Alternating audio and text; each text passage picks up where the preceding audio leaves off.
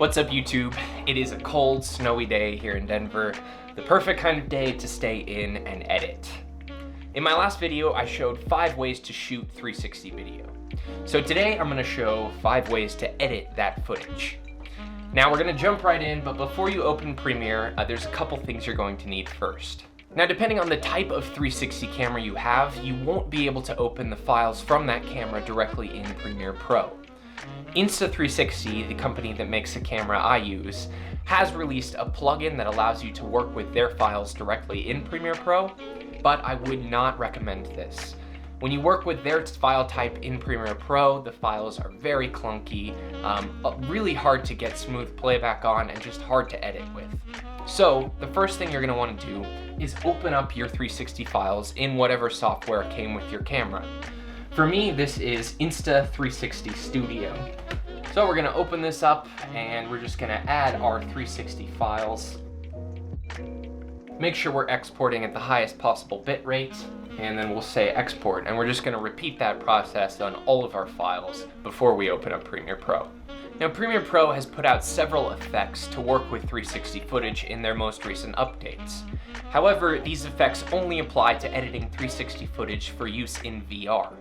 If you want to get those crazy effects like the Wideangle and Tiny Planet, you're going to need another plugin. I put the link in the description below to download this plugin for Mac or PC. It's a plugin from GoPro that just allows you to work with VR footage in a couple of ways that Adobe Premiere Pro's built-in effects don't include.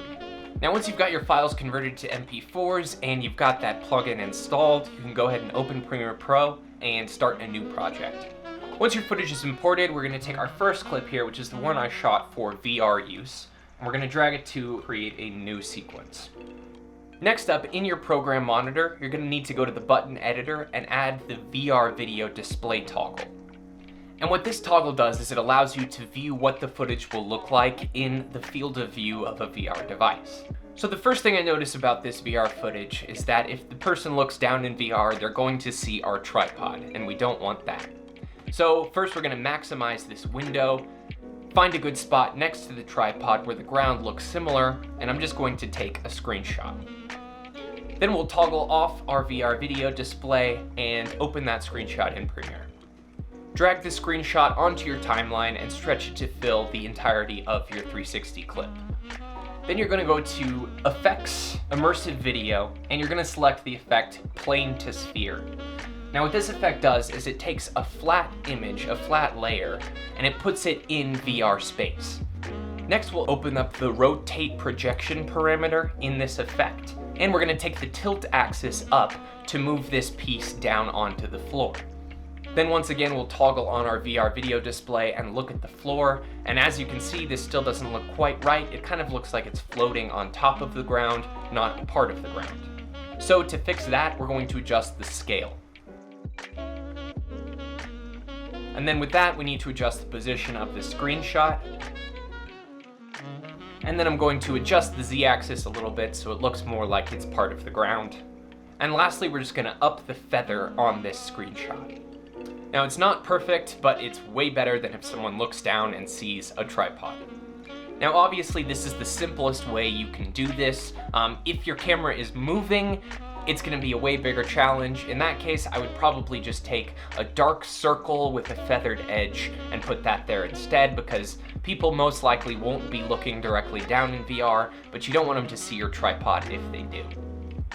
Next up, we're going to add some text to this VR scene so it appears in VR space.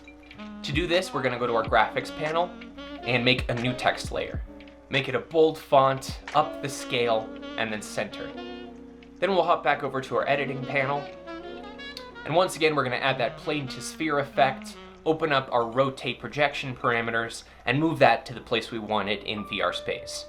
And then we can toggle on our VR video display to see how it looks. Looks pretty good. So those are a couple of quick things you can do to edit VR footage. Now moving on to the really fun stuff. Let's go ahead and open up one of the shots we got for Wideangle and Tiny Planet use. And as you can see right away, this clip looks a little bit different than our VR clip when we're viewing it as flat 360 footage. And this is because of the angle I was holding the camera at. When you're holding the camera not straight up and down, it's a little bit tougher to tell what your footage looks like until you add effects. So we're gonna go to effects and open our GoPro VR effects.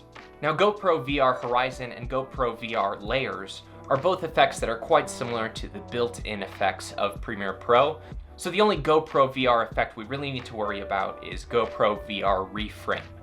So let's take that effect and drag it onto our clip. And right away you can see the field of view changes. Now there's 4 parameters in this effect you should be aware of: the field of view, the yaw, the pitch, and the roll. Now yaw, pitch, and roll are ways to describe movement in 3D space. Pitch is pan, yaw is tilt, and roll is, well, roll. Now if you use these parameters on footage that was shot straight up and down like our VR clip here, those parameters will move like you would expect them to. However, when we do the same thing on the footage we shot at an angle, it's a little bit different.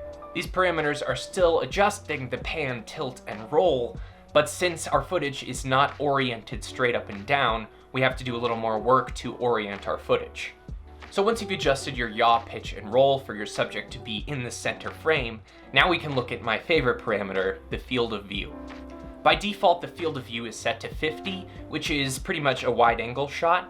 But if you bring that field of view down, you're gonna get more towards the flat range, and if you bring it up, you're gonna get more towards the tiny planet range. So let's check out one of the effects I showed in my last video, taking a flat image to a tiny planet. So first off, we're gonna go to the beginning of our clip, and we're gonna make it flat by adjusting the field of view. And once again, you'll have to adjust your yaw, pitch, and roll to have your subject in the center of frame. All right, that looks pretty much flat. After that, we're gonna set a keyframe on our field of view, our yaw, our pitch, and our roll. We probably won't need to use all of these parameters, but it's good to just make sure. And then move farther down in your clip to where you want your effect to end. And then we'll bump our field of view up to 75 or so. Now, as you can see, this still doesn't quite look like a tiny planet, and that's because of our other parameters here. So in this case, we'll take our pitch up to 111, and we'll adjust our field of view a little bit higher to get more of that tiny planet look. And once we've got that, we can take it back to the top and preview our footage. Now that's a little bit long for my taste. I think these effects are a little more impactful when they're quick. Now a flat to tiny planet transition works particularly well on this type of shot, because in addition to the movement I'm making with the edit, I'm also moving forward in space in the shot. So these two things complement each other, and it makes the shot look a lot better. Next up, we're gonna look at how to create a spinning wide-angle 360 shot. So we're gonna take our next clip here that I shot with a pan in camera. And by this I mean I was moving the stick, I was panning the shot when I shot it, so this will create some extra movement that I couldn't do in editing.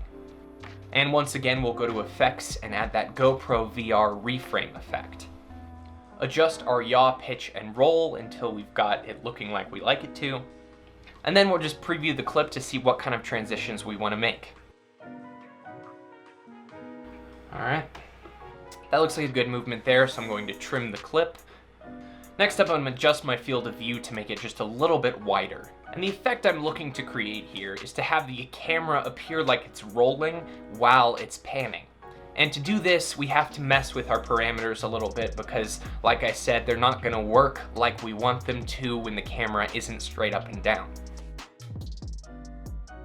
And then once we've got that looking like we wanted to for the start of our clip, we're going to set keyframes for all 3 of those parameters.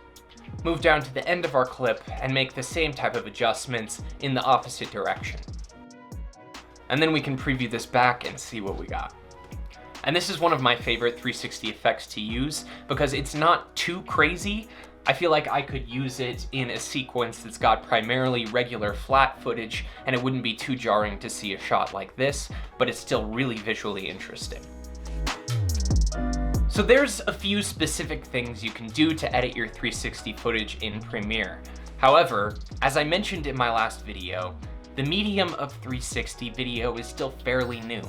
So even though you've now seen a few ways you can edit 360 footage, these are definitely not the only ways you can edit 360 footage.